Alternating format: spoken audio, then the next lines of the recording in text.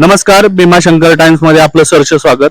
आपण आता उभे आहोत आंबेगाव तालुक्यातील आदिवासी विकास प्रकल्प कार्यालयाबाहेर. 7-8-10 दिवसापूर्वी मोठ्या प्रमाणावर पाऊस झाला, ढगफुटी झाली. यामध्ये या भागामध्ये सर्व पूर्णपणे गवत वगैरे या भागामध्ये आहे. आणि यातच एक जुन्नर तालुक्यातील आंबे नावाचं एक गाव आहे आणि त्या गावातील सर्व नागरिक या ठिकाणी शासकीय आश्रमशाळा आंबे येथे 8वी वर्गात तात्काळ मान्यता देण्याच्या मागणीसाठी शासनाकडून होत असलेल्या दिरंगाईच्या निषेधार्थ संपूर्ण गावाच्या वतीने आमरण उपोषणाला या आदिवासी विकास प्रकल्प कार्यालयाच्या बाहेर बसलेले आहेत. आणि रात्रीचे 11 साडे 11 वाजलेले आहेत. परंतु या भागामध्ये इथं कुठल्याही प्रकारचं या भागामध्ये यांना संरक्षण या ठिकाणी दिसत नाही. मोठ्या प्रमाणात अंधार आहे. आत्ताच्या घडीला इथं एक पत्रकार मित्र आले, त्यांनी त्या भागामध्ये त्या भागामध्ये गाडी लावली आणि त्यामुळे इथं सर्व त्या गाडीचा उजेड पडत आहे. परंतु इथं कुठल्या प्रकारची लाईट दिसून येत नाही आणि अशा अंधारातच हे सर्व गावातले नागरिक बसलेले आहेत. आदिवासी विकास प्रकल्प कार्यालयाने कुठल्याही प्रकारे या नागरिकांची व्यवस्था या ठिकाणी केलेली दिसत नाहीये. तर आपल्या सोबत आहेत, काय बाबा आता तुमचं नाव? माझं नाव विलास कृष्णा चिमटे. मी आंबेगावचा रहिवासी आहे. आणि आम्ही खरं वास्तविक आमचं जे आंबेगाव आहे हे जुन्नर तालुक्यातील म्हणजे शेवटचं टोक आहे पश्चिम भागातील तालुक्याचं. आणि आम्ही जे आलो आहोत ते आमच्या गावातील शासकीय आश्रम शाळेच्या 8वीच्या वर्गाच्या संदर्भामध्ये गेले 4-5 महिने आम्ही सातत्यानं इथं मागणी करतोय की आमच्या गावामध्ये इयत्ता 8वीचा वर्ग चालू करावा. आणि वास्तविक आमच्या गावामध्ये 2003 मध्ये जी आश्रमशाळा सुरू झाली, त्यानंतर 2012-13ला 8वी 9वी 10वी असे वर्ग वाढत गेले. 2 वेळा 10वीचा एकदा पहिला रिझल्ट लागला 73%, दुसऱ्या वर्षाचा रिझल्ट लागला 85%. तुम्ही या भागामध्ये आता तुम्ही जुन्नर तालुक्यामध्ये 8वी पर्यंत म्हणजे तात्काळ मान्यता देण्याच्या संदर्भात बसलेले आहेत. हा, सुरू व्हावा म्हणून दिरंगाई करते शासन म्हणून. परंतु याबाबत चर्चा झाली का अधिकाऱ्यांची? अधिकाऱ्यांशी चर्चा झालेली आहेत. आता जे इथं प्रकल्पाला जे लाभलेले अधिकारी आहेत ते नवीनच आहेत आणि त्यांना पण आम्ही मागणी करत आहोत. त्यांनी ठाण्याच्या ATC त्यांना साहेबांना हे केलेलं आहे. ते सांगतात की आम्ही नाशिकला पुढे पाठवलेलं आहे आणि नंतर मग नाशिकचे म्हणता की नाही पुढे मंत्रालयात पाठवायचंय, मग विचार होईल तुमचा, असं त्यांची उडवाउडवीची उत्तर चालू आहे. काय पाठवायचं म्हणजे ह्या मागणी त्यांनी 8वीच्या वर्गाची मागणीच्या संदर्भातलं. तर आम्ही असं विचार करतोय की आमच्या गावातले आता इथं 125 माणसं आहेत, 50 लेडीज आहेत. फक्त आता आम्ही थोडं रात्रीची वेळ असल्यामुळं बाजूला शिफ्ट केलेले आणि 75 गडी आता इथं तुमच्या समोर आहेत बसलेले. तर आमचं असं म्हणणं आहे की आपण जसं म्हणतो पुणे जिल्ह्यामध्ये पुणे हे शिक्षणाचं माहेरघर आहे, परंतु आम्हाला ते जरा खेदासारखं वाटायला लागलेलं आहे की आपण नावापुरतं म्हणतो, परंतु या म्हणजे जिल्ह्यातले, मग तो जुन्नर तालुक्यातला असो, आंबेगाव तालुक्यातला असो, खेड तालुक्यातला असो, हे आमदारांना थोडी सुद्धा कळकळ नाही. आम्ही सकाळीपासून बरेचसे पत्रकार येऊन गेलेत, ह्या बातम्या आमच्या व्हायरल होत आहेत. एकही खासदार आमदार कुठला नेता आमच्यापर्यंत आतापर्यंत. देवराम लांडे आले होते. ते एकटे होते, ते एक सामाजिक कार्य आहेत, ते सकाळीपासून होतेच आमच्यात. परंतु आमचा जो लोकप्रतिनिधी आपण ज्यांना म्हणतो तालुक्याचा आमदार असेल, खासदार असेल, या लोकांनी तात्काळ भेटायला पाहिजे होतं. आता आपण पाहिलं, आता आपल्या यांना भेट देण्यासाठी आपले प्रकल्प अधिकारी या भागामध्ये आलेले, आपण त्यांच्याशी चर्चा करणार आहोत. सर नाही सर, आमचे वरिष्ठ नाही सर, या भागामध्ये आता तुम्ही अंधार दिसतोय, आता याची लाईट लावलेली आहे, परंतु यांना मी यांच्याशी चर्चा करतो. फक्त आता सॉरी साहेब. नाही सर, काय होतंय आता अंधार इथं या भागामध्ये, आता पाऊस झाला, इथं गवत दिसतंय, या अंधारामध्ये हे सर्व नागरिक बसलेले आहेत. परंतु यासाठी संरक्षण ऍक्च्युली काय आहे, पोलिसांचं संरक्षण आहे, परंतु इथं लाईट वगैरे नाहीये. साप वगैरे आला तर त्याची काही व्यवस्था तुम्ही केलेली आहे हे आंबे गावचे ग्रामस्थ आता सकाळपासून आलेले होते 8वीचा वर्ग चालू करण्यासाठी. परंतु ही बाब आहे ही शासन स्तरावरची आहे. त्यामुळे आम्ही जे यांचा प्रस्ताव होता तो अप्पर ठाणे या ठिकाणी पाठवलेलं आहे हम्म. आणि तिथून नाशिकच्या ऑफिसला पाठवण्यात आलेलं आहे. पाठवण्यात आलेले हा. परंतु आता आज 11:30 वाजलेले आहेत. म्हणजे मला वाटतं 11:30 वाजायला आले मी आता- परंतु अंधार झालाय. तुम्ही त्याबाबत तेव्हा चर्चा नाही झाली का तुमची काय गावात त्यांच्यासाठी काहीतरी हे केलं पाहिजे? बघा आता हे साहेब काही बोलायला मागत नाहीये. हा? पाहूयात आपण या भागामध्ये आपण आता पाहिलं कशा प्रकारे चाललेले अंधारात नागरिक या ठिकाणी बसलेले आहेत. आपण साहेबांशी बोलण्याचा प्रयत्न केला परंतु साहेब काय बोलायला मागत नाही. आमच्याकडे त्या पाजायला इथं ऑफिसमध्ये काही नसणार आहे किंवा पांघरून आथरणाची काही सोय नसणार आहे. त्यामुळं आमचा पाप आम्हीच भोगतोय. यांना काही त्याचं घेणं देणं नाही.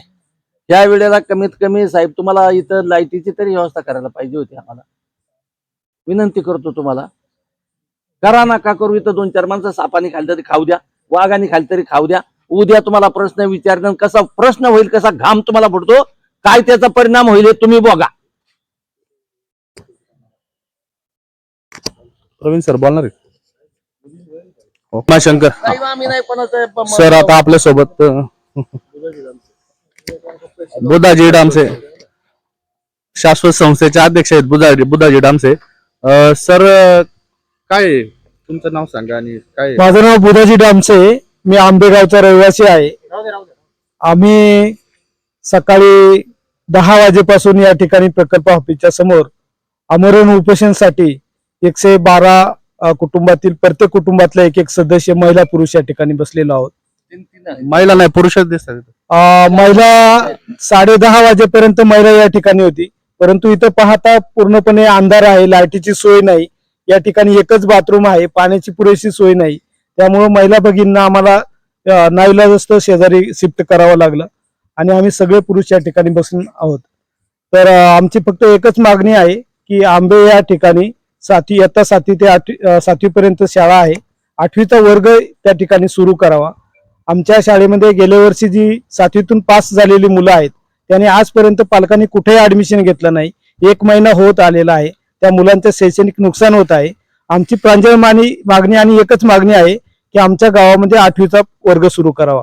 पूर्वी सरकारने आदिवासी विभागाने 1ली ते 10वी पर्यंत शाळा त्या ठिकाणी सुरू केलेली होती. 10वीच्या 2 बॅचेस त्या ठिकाणी घेतलेल्या आहेत. तरी सरकार आता म्हणते की तुमच्या शाळेला इयत्ता 8वी ते 10वी मान्यता नाही. हा आमच्यावर अन्याय आहे. जर मान्यता नव्हती तर आमच्या इथं 8वी ते 10वी हे वर्ग सुरू कसे केले हा आमचा प्रश्न आहे. पहिली होती का मान्यता? म्हणजे पूर्वी आमच्याकडे 8वी ते 10वी शाळा चालू होती.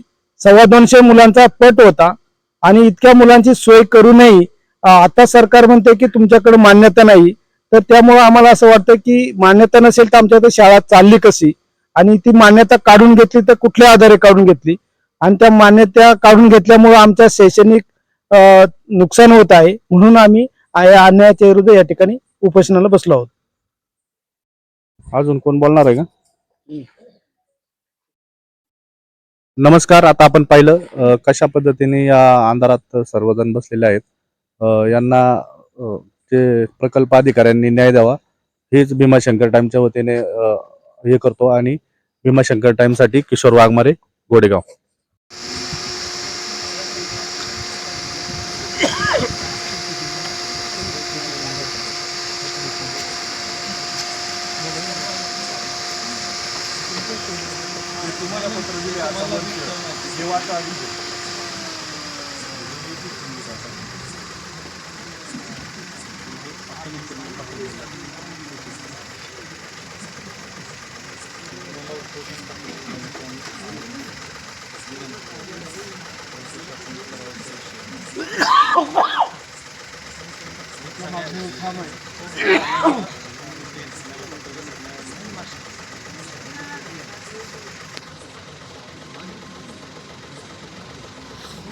डामसे साहेब, आता समजा हा जुलै महिना चालू आहे परंतु अजून समजा मान्यता भेटलेली नाही. मग आता हे वर्ष व्हायला जाणार का मुलांचं? कारण आता जुलै महिना आहे ना चालू. आता याच्यातले सगळे पालक आहेत, त्यांचीच मुलं आहेत. हां. पालकांची तीव्र इच्छा आहे की आम्ही पहिली ते 7वी पर्यंत आमची मुलं या शाळेत शिकवलेली हा. आहेत. आमची पुढची पिढी याच शाळेमध्ये शिकली पाहिजे, हा. कारण शिक्षणाचा दर्जा त्या ठिकाणी चांगला आहे. म्हणून त्या पालकांना वाटते, म्हणून त्यांनी कुठंही ॲडमिशन न घेता वेटिंग केलेलं आहे हा. की आज ना उद्या प्रकल्प ऑफिसकडनं आम्हाला मान्यतेचं पत्र येईल. मान्यतेचं पत्र कधी, म्हणजे हे कोणतं पत्र दिलं आता काय सांगू? आता हे प्रकल्प ऑफिसनं त्यांच्या वरच्या ATC ऑफिसला जे पत्रव्यवहार केलेलं आहे आणि ठाण्याच्या ऑफिसनं नाशिकला जे पत्रव्यवहार केले तर त्याचं ही प्रत दिलेली आहे त्यांनी.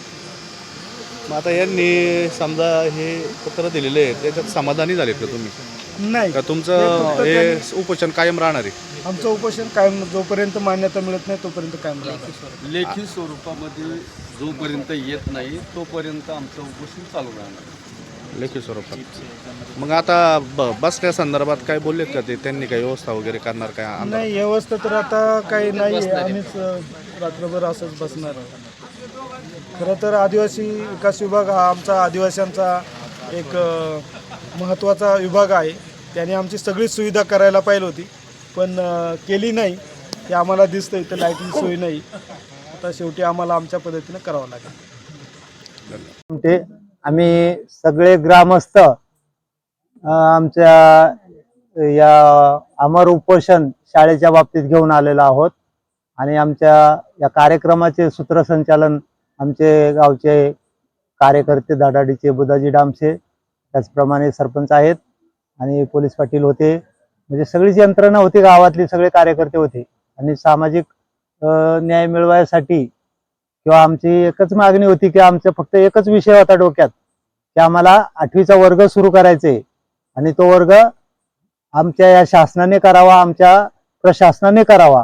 पण आमचं प्रशासन आणि शासन इतकं नीच वृत्तीचं आहे की ही रात्र बसून आम्हाला इथं काढावं लागत आहे. सकाळी 10 वाजता इथं येऊन बसलोय तरी यांचा याला फोन जातो त्याला फोन जातो, कोण उचलतंय कोण नाही उचलत आणि एकमेकाची भाषा एकमेकाला येऊन सांगतात कानामध्ये, हलकट सारखे वागायला सुरुवात करतात.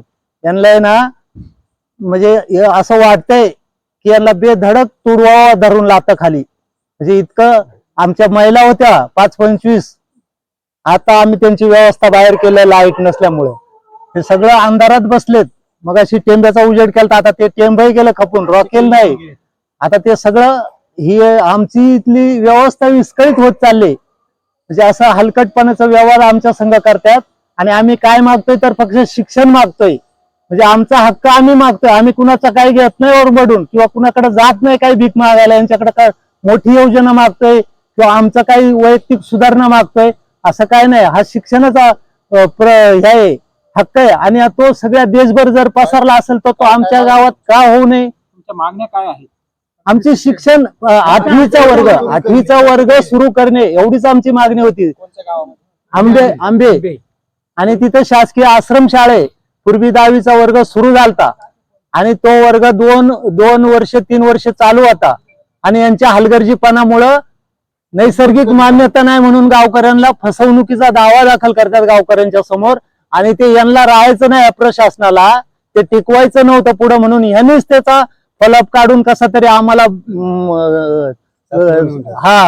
सांगत फसवत आम्हाला ते बाजूला काढून ठेवलं आणि आमचं 4थी 7वी पर्यंत वर्ग सुरू ठेवला. म्हणजे 2 वर्षाचा निकाल आमचा रिझल्ट जर पाहिला तर तो 85% होता. आता हे नैसर्गिक मान्यता म्हणतात. आता नैसर्गिक म्हणजे काय या शब्दाचा अर्थ आमच्या कोणत्याच म्हणजे आदिवासी शेतकऱ्याला कळाला नाही किंवा आम्ही शिक्षण घेतो आम्हालाही कळालं नाही ते. पण माझं मत असं आहे की नैसर्गिक म्हणजे काय, मी जेव्हा 50 वर्षाचा असतोय 51व्या वर्षी मी पदार्पण करतोय तेव्हा ही नैसर्गिक गोष्ट चालू होते ना.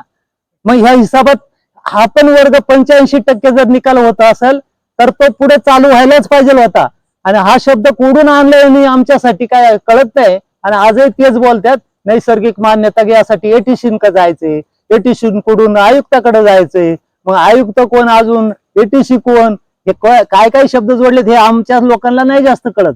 मग ते मुलं कुठं जातात शिक्षण? तिथंच घेतात 4थी पर्यंत 5वी पर्यंत 7वी पर्यंत तिथंच आहे. पण 8वीचा वर्ग आम्हाला सुरू करून घ्यायचे आणि 8वीची पोरं कुठं जातात? 8वीची पोरं आमच्या गावात आत्ताची सध्याची परिस्थिती जी आहे ती 8वीची मुलं आमच्या गावातच आहेत, घरात बसून आहेत. शिक्षण नाही. नाही आणि जर समजा घालायची शाळेत तर 15-20 किलोमीटरवर यांच्या दुसऱ्या ज्या शाळा जोडल्यात त्या शाळेत पाठवायला पाहिजे. कुणाकडे मागण्या केल्या होत्या? आता या अगोदर आम्ही ठाण्यात मागणी केली होती आणि त्याच्यानंतर इथं तर 5 वेळा झालं यायच्या या प्रकल्पामध्ये आदिवासी. काय म्हणतात? करतो म्हणतात, नाही म्हणतात, काय सकाळपासून काय चर्चा? तुम्ही आता वाजले आता किती? दुपारी 2 वेळा इथं येऊन सांगितलं. आता एक जण म्हणायचा मी नवीन आहे. आता तो जर नवीन असला बाजीराव तरी खुर्ची तर नवीन नाही ना, खुर्ची जुनीच आहे ना. कारभार आता आज आदेश काढतोय ज्या तर पूर्वीचेच असतील ना, काहीतरी आहे ना धरून. तुमचे तालुका प्रतिनिधी कोण आहे? आमचे तालुका प्रतिनिधी तिकडे सोनवणे आहेत. आमदार खासदार यांच्याशी काय चर्चा झाली का तुमची? आता 2 वेळा तर खासदारांना फोन लावत होते, अमोल कोल्ह्यांना, तर ते तर काही फोनही उचलला नाही आणि बोलले पण नाही. मतदान नाही केलं का त्यांना? अहो आमच्या गावासारखं मतदानच नाही कुणाला. यांचा रेकॉर्ड तपासला तर आमच्या जीवावरच हे मोठे आमदार कोण आहे? आमदार सोनवणे. त्यांच्याशी काय चर्चा? नाही झाली काही चर्चा. तो फोन उचलत नाही, तो आमचं काम करणार नाही. हा हे तर म्हणजे राजकारण आहे ते. आता 11 वाजले, लाईटची व्यवस्था किंवा काय प्रशासनाने काही नाही काही नाही केली. आम्ही डिझेल आणलो, टेंडर संपलं, आमचं डिझेल संपलं, आम्ही आता बघतो असं निवांत. भूमिका काय नाही तुमची? आता पुढील भूमिका काय असणार? आम्ही हा 8वीचा वर्ग जोपर्यंत मान्यता भेटत नाही तोपर्यंत आम्ही इथून जाणार नाही. आता इथं आम्ही बसणार आणि उपोषण करणार. आता उपोषणात उद्या सकाळी समजा आमच्या तपासणीला डॉक्टर येतील, उद्या काय झालं तर याला इथले लोक जबाबदार आहेत सरकारचे. 11 वाजले, प्रशासनाचे कोणी आलेच नाही का चर्चेसाठी? नाही ते आले दुपारा 3 वाजता 4 वाजता, मग अशी 8:30 वाजता पण आलते. आम्हाला म्हणत होते जेवायला जा, पण जेवायला म्हणजे आम्ही उपोषणला बसलोय ना, त्यांच्या हिशोबाने आम्ही का जेवत बसू? आमची मागणीच मान्य नाही तर मग काय जेवायचं?